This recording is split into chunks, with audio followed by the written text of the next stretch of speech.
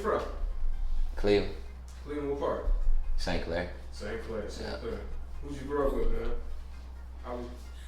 My brother, it's me, one sibling, my brother, my mom, and my dad. That's a blessing. What was it like, man? What was it like growing up with you? It was great, man. Honestly, it wasn't it wasn't picture perfect or nothing like that, but just knowing the statistics and all of my friends and a bunch of people I know grew up without a mom and a dad. I have a mom and a dad in the same household for as long as I did was a blessing. How do you think that helped you?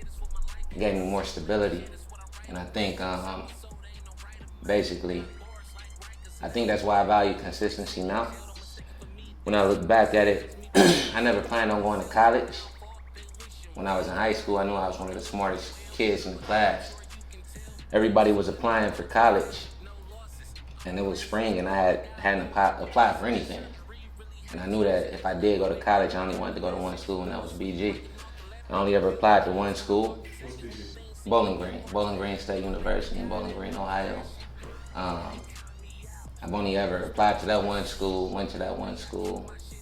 Since I graduated, I've only been at the one job that I'm at now. So I think having a mom and a dad in the household gave me stability and made me value consistency. So what did you want to do? Like, if you want to go to school, what did you want to do? I wanted to get out and work. All right. I was tired of, honestly tired of schoolwork. High school was cool.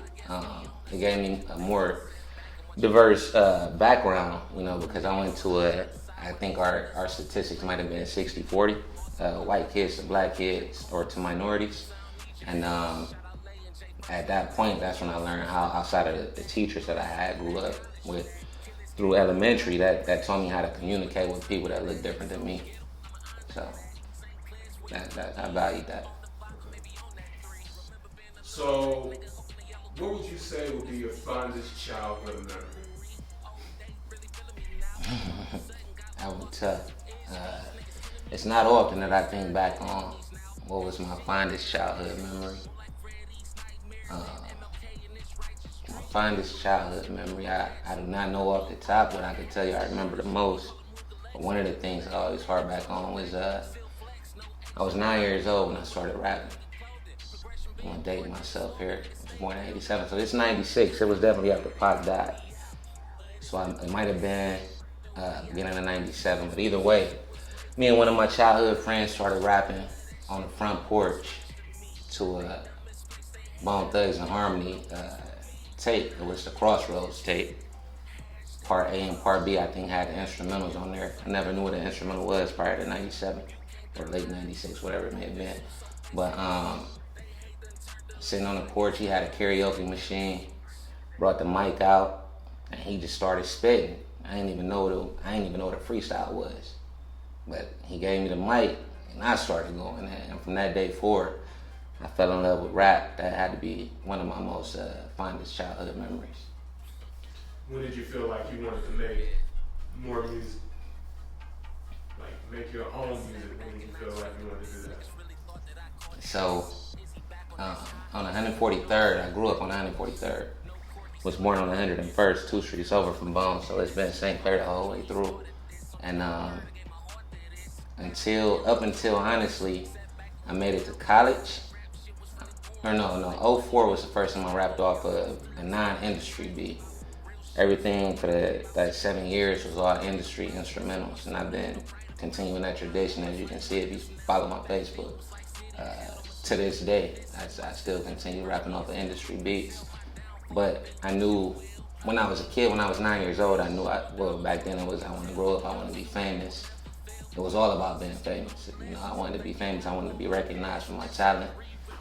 And now I would say more so it's about me being recognized for my talent more so than being famous or anything like that.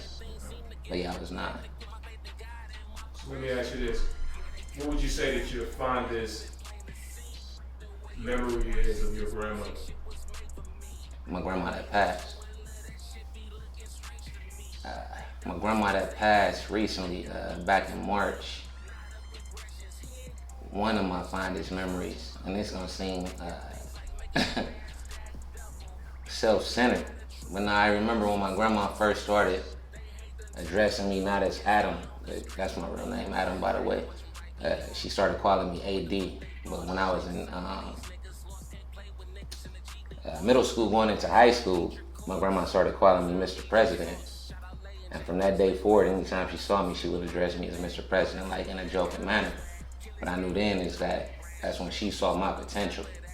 And she knew that I could do whatever I put my mind to. So selfishly, that's gotta be one of the most fond memories I got of my grandma. That's when I think she saw the real me. Oh, they really feeling me now. All of a sudden, got long lost cousins. Is these niggas killing me now? Friends turned to enemies now. Ain't shit that I ain't seen. More like Freddy's nightmare than MLK in this.